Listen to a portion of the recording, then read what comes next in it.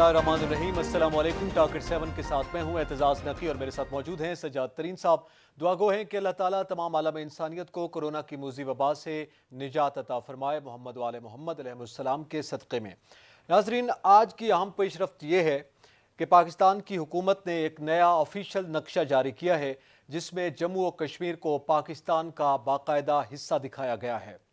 ये कागज़ पर खिंची हुई लकीर नहीं बल्कि ये नक्शा जबीन तारीख पर मुक़द्दर की लकीरें हैं, जिसे माजी में जिस तरह पाकिस्तान का नाम जो कि चौधरी रहमत अली ने दिया था और उसे मजाक बनाया गया था, लेकिन फिर वक्त ने देखा कि तारीख ने उन मजाक बनाने वालों के मुंह पर ऐसा तमाचा मारा कि उनके पास पाकिस्तान के वजूद को तस्लीम करने के सिवा कोई चारा नहीं था। आज का ये जो नक्शा जो बनाया गया है, ये फ़कत कागज़ पर खिंची हुई लकीरें नहीं हैं बल्कि एक ऐसा हकीकी वजूद है जो बुनियादी तौर पर वजूद रखता था मगर जुल्म व बर्बरियत से उसे मिटाने की कोशिश की जा रही है। ऐसा नहीं है कि ये नई लकीरें खींची गई हैं, ऐसा नहीं है कि ये नया नक्शा जारी हुआ है। बुनियादी तौर पर ये उसी पाकिस्तान का वही नक्शा है जो कि अंग्रेज़ों से आज़ादी के बाद पाकिस्तान के वजूद के वक्त कायद आज़म ने जब ये पाकिस्तान हासिल किया था उसमें शामिल था, और फिर इंडिया ने जो हरकत की और बरे सगीर का जो एजेंडा था वो नामुकम्मल रहा, उसकी तकमील के हवाले से एक अहम कदम है। और इंशाअल्लाह तारीख देखेगी कि जम्मू और कश्मीर पाकिस्तान का इसी तरह हिस्सा होगा और ये नक्शा हमेशा इस आफाकी तौर पर इस दुनिया पर वजूद रखेगा। इसके साथ साथ कुछ अहम डेवलपमेंट्स भी हुई हैं, उसका भी आज हम जिक्र करेंगे अपने प्रोग्राम में। सज्जाद तरीन साहब, कश्मीर सिर्फ एक नाम नहीं बल्कि कश्मीर हम देखते हैं कि पाकिस्तान की हुकूमत हो, पाकिस्तान की तमाम सियासी जमातें आज इकट्ठी हुई। शाहवंत कुरैशी साहब ने ब्रीफिंग भी दी है और पाकिस्तान के हर एक बच्चे के लिए शहर की हैसियत रखता है, जैसे कि कायद ने फरमाया था। तो आज ये जो डेवलपमेंट हुई है, इस पर आप क्या समझते हैं? मैं समझता हूँ कि ये बहुत अच्छा इकदाम है जी पाकिस्तान का, कि कश्मीर को, मकबूजा कश्मीर को जो पाकिस्तान के नक्शे में शामिल किया गया है, इसमें लद्दाख का इलाका है, इसमें फ़ाटा का इलाका भी है, जो जिसको पहले फ़ाटा लिखा जाता था, अब क्योंकि वह खैबर पख्तूनख्वा का हिस्सा है तो उसको भी शामिल किया गया। मैं समझता हूँ ये कश्मीर के जो मकबूजा कश्मीर में हमारे भाई हैं जो मुश्किलात का शिकार हैं, जिनकी ज़िंदगी बहुत मुश्किल है, ये उनके लिए एक हौसले का पैगाम है। बल्कि उनके लिए नहीं, जो इंडिया में मुसलमान आबाद हैं, जो बाकी मुसलमान जो वो हिंदुओं के जबर का शिकार हैं, जो मज़ालम का शिकार हैं, उनके लिए भी एक पाकिस्तान की जानिब से पैगाम है। और भारतीय वज़ीर आज़म नरेंद्र मोदी ने 5 अगस्त को जो 2 आर्टिकल ख़त्म किए और वो एक उसका जवाब भी है। मैं समझता हूँ हमने भारतीय वज़ीर आज़म के जो अज़ाइम थे उनको खाक में मिला दिया ये नक्शा जारी करके। ये पाकिस्तान ने बहुत बड़ा, मैं समझता हूँ, कदम उठाया है और ये मैं समझता हूँ कि ये पाकिस्तान की जानिब से इंडिया की जो साजिशें थीं उनको खाक में मिला दिया गया है। और अब हम बैनुल अक़वामी सतह पर इस नक्शे की बुनियाद पर लोगों को ये कहेंगे कि कश्मीर तो है ही हमारा, इस पर अब कोई दो राय नहीं है जी। अच्छा, ये जो नक्शा है, नक्शे के हवाले से आमतौर पर तो ये कोई ऐसा नहीं है, जब पाकिस्तान की हुकूमत ने ये जारी किया यकीनी तौर पर उसके पीछे एक विज़न मौजूद है और ये वही विज़न है जिसका आपने अभी जिक्र किया है। और ये विज़न पाकिस्तानी कौम ने देखा है, ये वही कौम है जिसने आज से 70 साल पहले भी ये ख्वाब देखा था और उसको ताबीर का जामा पहनाया गया। मेरा सवाल ये है कि अक़वाम मुत्तहिदा में ये नक्शा पेश किया जाएगा, ये एक एहतजाज का मुअस्सर तरीका गर्दाना क्या जा रहा है? आप क्या समझते हैं कि ज़ाहिर है उसी अक़वाम मुत्तहिदा के पास हर साल हम जो करारदादें खुद अक़वाम मुत्तहिदा ने पास की थी उसकी याद दहानी के लिए जाते हैं, जब ये नक्शा लेकर जाएंगे तो फिर क्या सूरत हाल होगी और क्या ऑप्शन होगी? अच्छा, मैं आपको अर्ज़ करूँ कि जब मैं प्रोग्राम के लिए आ रहा था तो प्रोग्राम के लिए जी ठीक है सर। प्रोग्राम के लिए जब मैं आ रहा था तो उससे पहले मेरे कुछ माहिर जो सफारतकार हैं हमारे, बहुत पुराने हैं, उनसे मेरी बातचीत हुई। बहुत अहम लोग हैं। उन्होंने ये कहा कि ये जो नक्शा हुकूमत पाकिस्तान ने जारी किया है ये न सिर्फ खित्ते की बल्कि दुनिया की सियासत पर एक बड़ा इम्पैक्ट डालेगा। इससे पाकिस्तान को बहुत फ़ायदा होगा और पाकिस्तान का जो कश्मीर के हवाले से जो मौक़िफ़ है उसकी हमायत पाकिस्तान को मिलेगी। और पाकिस्तान का जो बहुत 70 साल हमारा पुराना, हम तो बचपन से सुन रहे थे कि कश्मीर हमारा है, तो उस पर मैं समझता हूँ इस हुकूमत ने एक अमली इक़दाम किया है और इससे कश्मीरी मौक़िफ़ को फ़ायदा होगा, कश्मीरी अवाम को फ़ायदा होगा और पाकिस्तान का जो पॉइंट ऑफ व्यू है उसको फ़ायदा होगा। और उम्मत मुस्लिमा जो है, अब मेरे ख़्याल में उसको भी बेदारी का वक्त आ गया है कि वो भी अब बेदार हो और पाकिस्तान के मौक़िफ़ की हमायत करे। ख़ास तौर पर हमारे जो अरब दोस्त हैं जिसमें सऊदी अरब शामिल है, وہ سعودی عرب کو بھی چاہیے کہ وہ جو ہے اب تھوڑا سا اپنی ہمدردیاں مسلمانوں کی طرف کرے، اور کشمیری مسلمان جن کے ساتھ بہت ظلم اور بہت ناانصافی ہو رہے، گزشتہ 1 سال سے نقی صاحب کشمیر جو ہے وہ مقبوضہ کشمیر جو ہے وہ دنیا کی سب سے بڑی جیل بن گیا ہے۔ لوگ جو ہیں وہ جیل میں بھی شاید لوگوں کے ساتھ وہ سلوک نہ ہو، ہمارے پاس کلبھوشن ان کا قیدی موجود ہے، ہم اس کے ساتھ وہ والا سلوک نہیں کر رہے جو کشمیریوں کے ساتھ انڈیا کر رہا ہے۔ صحیح۔ وہ بہت بڑی ناانصافی کر رہا ہے، اور پورے کشمیر کو اس نے ایک جیل بنا دیا گیا ہے۔ کشمیری لوگ جو ہیں، آپ دیکھیں کہ کشمیر میں لاک ڈاؤن شروع ہوا پہلے، پھر پوری دنیا کرونا کی وجہ سے لاک ڈاؤن میں کا شکار ہوئی، اور لوگوں کو پتہ چلا کہ لاک ڈاؤن میں کیا مشکلات ہوتی ہیں۔ تو میں سمجھتا ہوں کہ یہ جو پاکستان نے نقشہ جاری کیا یہ بہت بڑا کام ہے، اور اس سے پاکستان کا جو پوائنٹ آف ویو ہے اس میں سمجھتا ہوں کہ وہ اور مضبوطی آئے گی، اور دنیا کے سامنے کھل کر پاکستان نے اپنا موقع پیش کیا ہے۔ ہماری کابینہ نے اس نقشے کی میں سمجھتا ہوں باقاعدہ منظوری دی ہے، ہمارا آفیشیل نقشہ یہ جاری ہوا ہے، اور میں یہ سمجھتا ہوں کہ یہ کشمیر کو حاصل کرنے کے لیے پہلا قدم اس کو قرار دیا جا سکتا ہے۔ اچھا، اسی پر یہ بات کی جا رہی ہے کہ آپ نے نقشہ جاری کیا، لیکن ظاہر ہے اس وقت کی جو حقیقت ہے، جیسے 5 اگست کا آپ حوالہ دے رہے ہیں، آئندہ روز اس پہ احتجاج بھی کر رہے ہیں، 1 منٹ کی خاموشی بھی اختیار کی جائے گی۔ وہ چونکہ انڈیا نے جس طرح سے اس پہ قبضہ کیا ہوا ہے، وہ آج کی ایک زمینی طور پر ایک حقیقت کے طور پہ بھی دیکھا جاتا ہے، تو یہ تنقید کی جاتی ہے کہ یہ نقشہ بنانے سے کیا فرق پڑے گا، اس پر کیا جواب ہے، آپ کیا سمجھتے ہیں؟ دیکھیں، میں آپ کو عرض کروں، جو مخالفین ہیں نا وہ تو یہ کہتے رہیں گے، مخالفین جو ہیں وہ یہ کہتے رہیں گے، جو کچھ لوگ اس پر سیاست بھی کریں گے، لیکن میں سمجھتا ہوں اس نقشہ بنانے سے ہم نے پوری دنیا کو ایک پیغام دیا ہے، اور واضح پیغام دیا ہے کہ کشمیر، دیکھیں میں آپ کو عرض کروں کہ کشمیر کا جو معاملہ ہے وہ انڈیا لے کے گیا تھا اقوام متحدہ میں، ہم نہیں لے کے گئے تھے، اور اقوام متحدہ نے ان کو یہ حق دیا تھا کہ وہ اپنے ووٹ کے ذریعے، رائے شماری کے ذریعے ووٹ دیں، اور ووٹ کے ذریعے وہ یہ فیصلہ کریں کیا وہ ہمارے ساتھ پاکستان کے ساتھ رہنا چاہتے ہیں یا انڈیا کے ساتھ رہنا چاہتے ہیں۔ یہ ووٹ ان کو اقوام عالم نے دیا، ہم نے نہیں دیا۔ اچھا، دوسری بات یہ مسئلہ ہم نہیں لے کے گیا، انڈیا لے کے گیا تھا۔ اس کے بعد اقوام متحدہ کی جو قراردادیں ہیں ان پہ رائے شماری نہیں ہو سکی، ان پہ عمل درآمد نہیں ہو سکا۔ میں سمجھتا ہوں یہ ہماری بھی بدقسمتی ہے، اور ہمارے ساتھ جو امہ کے ممالک ہیں انہوں نے بھی ہماری پوری طرح سپورٹ نہیں کی، جس کی وجہ سے یہ تاخیر کا شکار ہوتا رہا ہے۔ اب ایک دفعہ پھر اس مسئلے کو اجاگر کیا گیا ہے، کیونکہ میں آپ کو عرض کروں کہ پچھلے سال 5 اگست کو 2 آرٹیکل ختم کر کے جو اس کی اسپیشل حیثیت تھی کشمیر کی، وہ مودی نے ختم کر دی۔ نہ صرف وہ ختم کر دی بلکہ انہوں نے وہاں ڈومیسائل بھی تبدیل کرنے کے قانون بنا دیا، اور جو وہاں کی آبادی ہے اب اس کو اقلیت میں بدلنے کا وہ پروگرام کر رہے تھے۔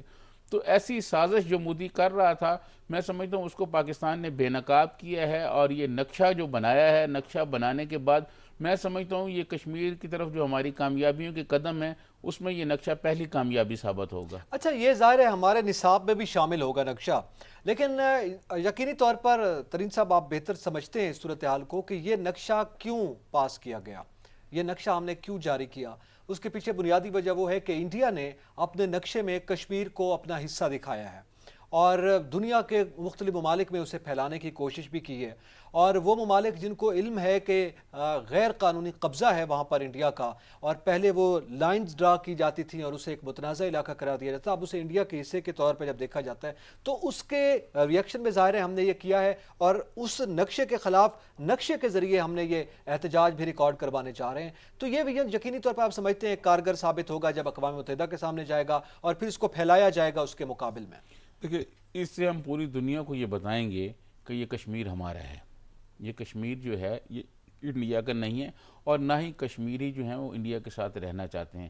دیکھیں، بات یہ ہے کہ وہاں پر مقبوضہ کشمیر میں بھارتی فورسز موجود ہیں، 9 لاکھ سے زیادہ تعداد میں ہیں، اور وہاں اس کے باوجود کرفیو لگا دیا گیا ہے کہ لوگ جو ہیں وہ 5 اگست کو یا 4 اگست کو باہر نہ نکلیں، اور لوگ جو ہیں کسی قسم کا پروٹیسٹ نہ کریں۔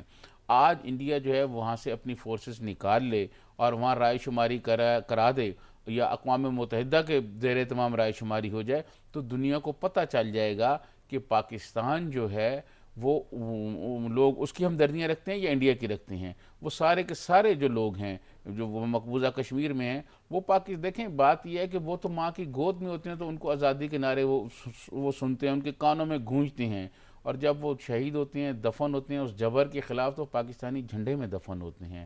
ان سے بڑا جو ہے اور کیا ثبوت دنیا کو چاہیے کہ وہ لوگ جو ہزاروں اپنے لوگوں کی، نوجوانوں کی شہادتیں جو ہیں وہ دے چکے ہیں، وہاں خواتین کے ساتھ جو بے حرمتی کی گئی، خواتین کے ساتھ جو سلوک کیا گیا، وہ تاریخ کا ایک حصہ ہے۔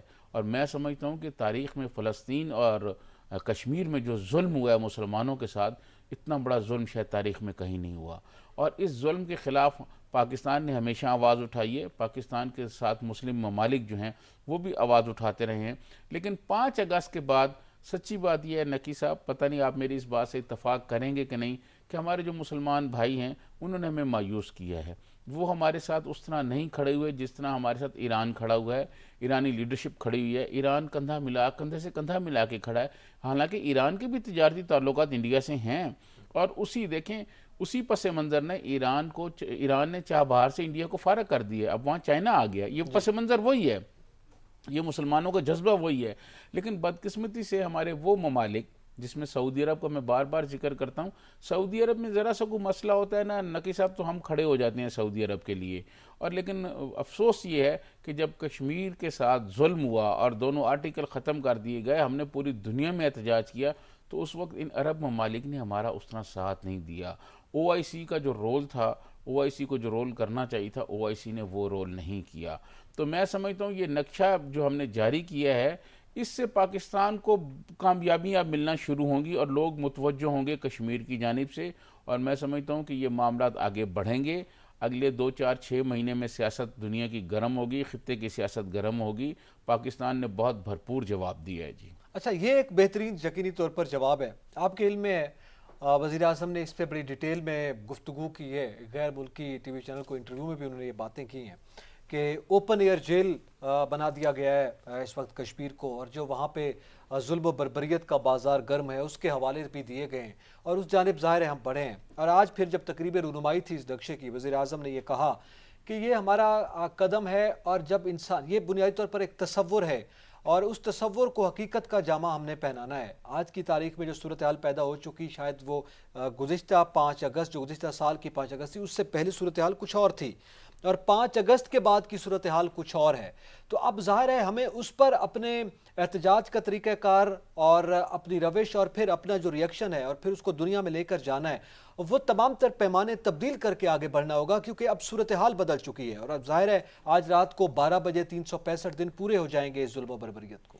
دیکھیں میں آپ کو عرض کروں، بات یہ ہے کہ اس میں تو کوئی شک نہیں کہ انسانی حقوق کی جتنی پامالی مقبوضہ کشمیر میں کی گئی ہے، یہ کہیں نہیں کی گئی، اور کشمیریوں کے ساتھ بہت بڑا ظلم ہوا ہے، اور گزشتہ 1 سال سے وہاں پر جو زندگی ہے اس کو بہت مشکلات کا شکار کر دیا گیا ہے۔ جو ہمارے کشمیری دوست یہاں پر موجود ہیں، میری آج بھی کئی کشمیریوں سے بات ہوئی جن کے عزیز و اقارب وہاں رہتے ہیں، بہت سارے یہاں حریت لیڈر بھی یہاں موجود ہیں، تو میں یہ سمجھتا ہوں کہ ان سب لوگوں نے وہاں کی کشمیر کی جو داستانیں سنائی ہیں، کیونکہ انٹرنیٹ وہاں بند ہے، ٹیلی فون کی سروس وہاں بند ہے، اور کوئی رابطہ نہیں ہے، کسی قسم کا کوئی رابطہ نہیں ہے، میڈیا وہاں بند کر دیا گیا ہے، تو ایک بہت وحشت ناک انہوں نے قانون وہاں لگائے ہوئے ہیں لوگوں پر، لوگوں کو گھروں سے نکلنے نہیں دیا جا رہا، اور پھر تلاشی کے نام پر لوگوں کے گھروں میں یہ گھس جاتے ہیں، اور وہاں پر جناب لوگوں کو مارتے ہیں، پیٹتے ہیں، تشدد کرتے ہیں لوگوں پر۔ یہ ظلم ہے ایک یقینی طور پر یہ بہت بڑا ظلم ہے۔ گفتگو کرنے کے لیے ہمارے ساتھ اس وقت لائن پر موجود ہیں معروف اور سینئر سیاستدان ہیں، پاکستان نون سے تعلق ہے، راجہ ظفر الحق صاحب۔ بہت شکریہ راجہ صاحب وقت دینے کا۔ سر، آج ظاہر ہے کشمیر کے حوالے سے بات ہو رہی ہے، آئندہ روز 365 دن پورے ہو جائیں گے 5 اگست کو، جو گزشتہ سال انڈیا نے کشمیر کے ساتھ کیا۔ ہم یہ کہہ سکتے ہیں کہ قانونی طور پر غیر قانونی اقدام کرنے کی کوشش کی گئی۔ میرا سوال یہ ہے راجہ صاحب کہ آج ہم نے ایک نقشہ پاس کیا جس پہ کشمیر کو پاکستان کا حصہ دکھایا گیا۔ آپ کے علم میں اس سے پہلے نقشہ انڈیا کی جانب سے جاری کیا گیا جو گھوم رہا ہے اس وقت دنیا میں بھی، جس میں ان کا حصہ قرار دیا گیا ہے۔ آپ کیا سمجھتے ہیں کتنا ہم وے فارورڈ ہوئے؟ کیا سوال کا آخری حصہ مجھے سمجھ نہیں آیا؟ کس حد تک ہم یہ نقشہ جو ہم نے پاس کیا ہے کتنا مؤثر ثابت ہوگا؟ یہ رنگ یہ ہمارا جتنا ہم خود مؤثر ہوں گے اتنا ہی ہمارا نقشہ بھی مؤثر ہوگا۔ اچھا جی راجہ صاحب، آج تمام سیاسی جماعتیں نے مل کر کشمیر پر اپنا موقف دیا ہے، آپ کیا سمجھتے ہیں آئندہ کا کیا لائحہ عمل ہونا چاہیے؟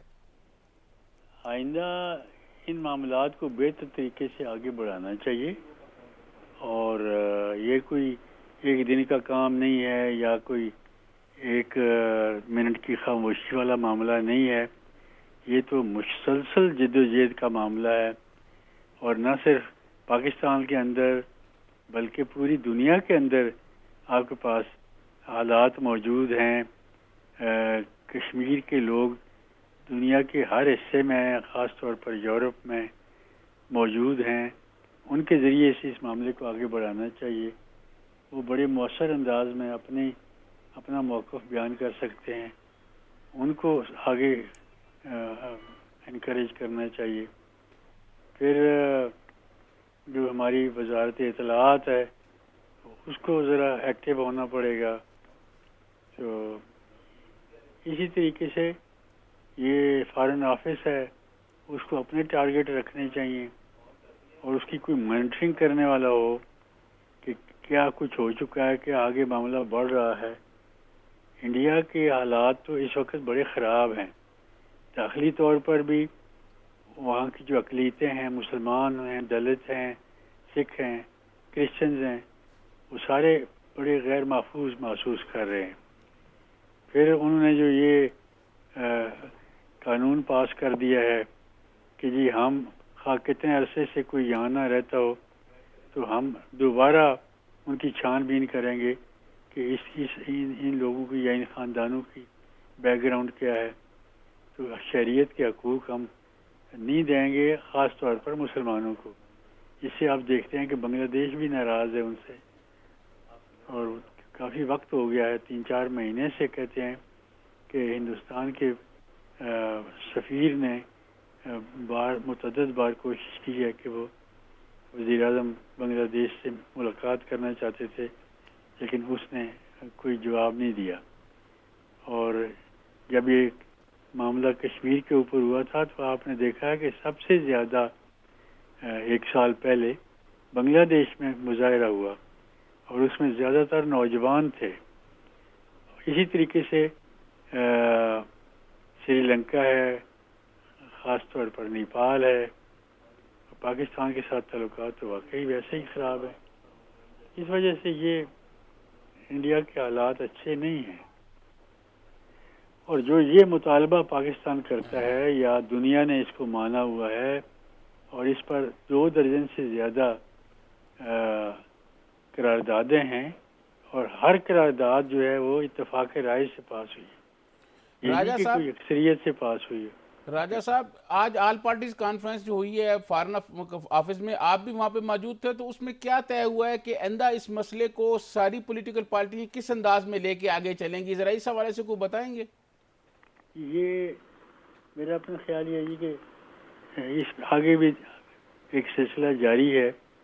حکومت کے اپنے رویے کے اوپر بھی بہت کچھ ہے کہ وہ دوسری سیاسی جماعتیں جو حکومت سے سیاسی طور پر اتنے قریب نہیں ہیں یا دور ہیں یا مخالف ہیں، ایک بڑے مقصد کے لیے ان کے ساتھ بھی رابطے کرنا اور ان کو ساتھ رکھنا بڑا ضروری ہے. آج کافی پارٹیاں موجود تھیں. ANP کی نمائندگی تھی، پیپلز پارٹی کی تھی، PMLN کی تھی، اور جماعت اسلامی کی تھی. لیکن میں نے وہاں کوئی JUI کا بندہ نہیں دیکھا، کوئی لیڈر نہیں دیکھا. یہ کمی میں نے محسوس کی ہے وہاں. تو اس میں بڑا دل کرنا پڑتا ہے، فراخ دلی برتنی ہوتی ہے. یا آپ داخلی سیاست کریں یا آپ پھر جو مخالف ہیں ملک کے، ان کے ساتھ اگر آپ کوشش کرتے ہیں اور ان کے عزائم کو ڈیفیٹ کرنا چاہتے ہیں، تو اس کے لیے پھر تھوڑا سا فراخ دلی سے کام لینا ہوتا ہے.